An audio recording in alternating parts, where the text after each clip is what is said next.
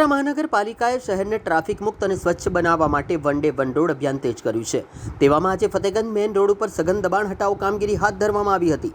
વડોદરા શહેરના વ્યસ્ત Fatehganj main road ઉપર મહાનગરપાલિકાની ટીમોએ ગેરકાયદેસર દબાણો સામે કાર્યવાહી કરી છે। આ ઝુંબેશમાં દબાણ શાખા, સેનેટરી ગાર્ડન અને એન્જિનિયરિંગ વિભાગની ટીમોએ સંયુક્ત રીતે ભાગ લીધો હતો। ટ્રાફિકમાં અડચણરૂપ લારી ગલ્લા અને અન્ય સામગ્રીને હટાવી રોડને ખુલ્લો બનાવવામાં આવ્યો છે। વોર્ડ ઓફિસર ચિરાગ ત્રિવેદીએ જણાવ્યું હતું કે આ કામગીરી દરમિયાન ટ્રક ભરીને ગેરકાયદેસર સામાન જપ્ત કરાયો છે। પાલિકા દ્વારા આગામી દિવસોમાં પણ શહેરના અન્ય મુખ્ય માર્ગો પર પણ આવી કાર્યવાહી ચાલુ રાખવામાં આવશે।